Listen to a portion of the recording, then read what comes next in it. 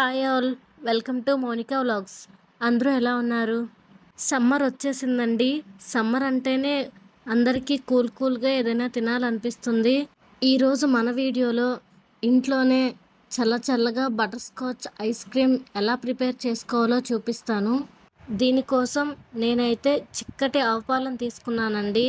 పాలు అవైలబుల్గా లేని వాళ్ళు ఫుల్ ఫ్యాట్ మిల్క్ ప్యాకెట్ కూడా యూజ్ చేయొచ్చు. దీన్ని నేను స్టవ్ మీద పెట్టి మరిగించుకుంటున్నానండి. 1 లీటర్ పాలు హాఫ్ లీటర్ అయ్యేంత వరకు బాగా కలుపుతూ స్టవ్ మీదే సిమ్లో మరిగించుకోవాలి. పాలు బాగా మరిగితే ఐస్ క్రీమ్ టేస్ట్ బాగా వస్తుందండి. అందుకే పైన మీగడ కట్టకుండా గరిటెతో కలుపుతూ బాగా మరిగించుకోవాలి. పాలు గోరువెచ్చగా ఉన్నప్పుడే ఒక 50 ml ఒక కప్పులోకి తీసి అందులోనే ఒక చిన్న కప్పుతో మిల్క్ పౌడర్ వేసుకోవాలండి. మీ దగ్గర మిల్క్ పౌడర్ లేకపోతే స్కిప్ చేయొచ్చు, కానీ ఇది వేసుకోవడం వల్ల ఐస్ క్రీమ్ టేస్ట్ ఎన్హాన్స్ అవుతుందండి. వీటిని ఉండలు లేకుండా కలుపుతూ అందులోనే 2 కప్స్ కస్టర్డ్ పౌడర్ని వేసుకోవాలి. కస్టర్డ్ పౌడర్ వేసుకుంటేనే మనకు బటర్ స్కాచ్ యొక్క టేస్ట్ రిఫ్లెక్ట్ అవుతుంది. దీన్ని బాగా కలుపుకున్న తర్వాత అందులోనే 3 to 4 డ్రాప్స్ వెనిలా ఎసెన్స్ని వేసుకోవాలి. వెనిలానే కాకుండా మీ దగ్గర ఏ ఎసెన్స్ ఉన్నా యూస్ చేసుకోవచ్చు. చూడండి, పాలు బాగా మరిగి ఇలా చిక్కబడాలి. ఇలా చిక్కబడేంత వరకు కంటిన్యూస్గా కలుపుతూనే ఉండాలి. ఇందులో మనం ఆల్రెడీ ప్రిపేర్ చేసుకున్న మిక్చర్ని స్లోగా వేసుకొని మొత్తం అంతా కలుపుకోవాలి. ఈ మిక్చర్ వేయగానే పాలంతా దగ్గరకు వచ్చేస్తాయండి. సో మనం ఉండలు లేకుండా బాగా కలుపుకోవాలి. ఇలా 5 to 10 minutes బాగా కలుపుకున్న తర్వాత షుగర్ని యాడ్ చేసుకోవాలి. నేనైతే 1 లీటర్ పాలు తీసుకున్నాను కాబట్టి 2 కప్స్ షుగర్ని యూస్ చేస్తున్నాను. మీరు తీసుకున్న పాలను బట్టి, మీరు తినే స్వీట్నెస్ని బట్టి షుగర్ యాడ్ చేసుకోండి. మేము షుగర్ ఎక్కువగానే తింటాము, సో అందుకనే 2 కప్స్ వేసుకున్నాను. ఇలా వేసుకున్న తర్వాత షుగర్ అంతా కరిగేలా బాగా కలుపుకోవాలి. ఇలా ఇంట్లోనే ప్రిపేర్ చేసుకున్న బటర్ స్కాచ్ ఐస్ క్రీమ్ చాలా టేస్టీగా ఉంటుందండి. బయట దొరికే ఐస్ క్రీమ్ టేస్ట్కి ఏమాత్రం తగ్గదు. మీకు వీలైనంత వరకు ఇలా ఇంట్లోనే ప్రిపేర్ చేసుకోవడానికి ట్రై చేయండి.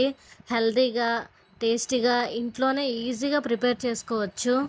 ఇలా 5 to 10 minutes బాగా మరిగిన తర్వాత గ్యాస్ ఆఫ్ చేసుకొని దీనికి సైడ్కి దించుకొని చల్లారబెట్టుకోండి. ఈ చల్లారిన స్మూతీని ఒక మిక్సర్ జార్లో వేసుకొని ఇందులోనే 250 ml వరకు ఫ్రెష్ క్రీమ్ని యూస్ చేస్తున్నా.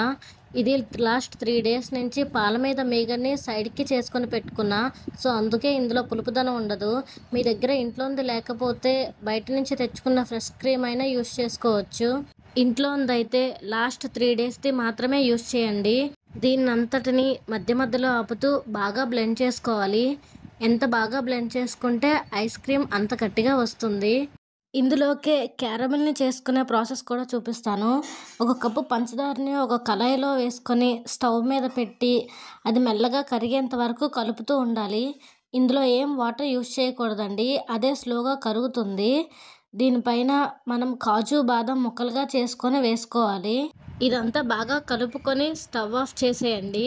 తర్వాత ఒక ప్లేట్ తీసుకొని అందులో కొంచెం నెయ్యి రాసి ఇదంతా ప్లేట్లోకి ట్రాన్స్ఫర్ చేసుకోండి. ఒక 1 hour తర్వాత అంతా చల్లబడిపోతుంది. దీన్ని ఇలా చాక్తో కదుపుకొని చిన్న ముక్కలుగా చేసుకొని మనం ఆల్రెడీ ప్రిపేర్ చేసుకున్న బటర్ స్కాచ్ మిక్చర్ని ఒక బాక్స్లోకి తీసుకొని ఈ క్యారమెల్ ముక్కల్ని చిన్న ముక్కలుగా వేసి ఎయిర్ టైట్ కోసం బాక్స్ పై ఒక కవర్ని పెట్టుకొని పైన మూత గట్టిగా క్లోజ్ చేసుకొని 8 to 10 hours పాటు ఫ్రిడ్జ్లో పెట్టుకోవాలి. After 8 to 10 hours ice cream ఇంత బాగా వస్తుందండి. ఎంతో టేస్టీగా, హెల్తీగా, పిల్లలకి ఎంతో ఇష్టమైన ఈ ఐస్ క్రీమ్ ఇంట్లోనే ఈజీగా ప్రిపేర్ చేసుకోవచ్చు. మీరు కూడా ఇంట్లో ఒకసారి ప్రిపేర్ చేసుకొని ఎలా వచ్చిందో కామెంట్ చేయండి. And do subscribe and follow for more videos. Thank you.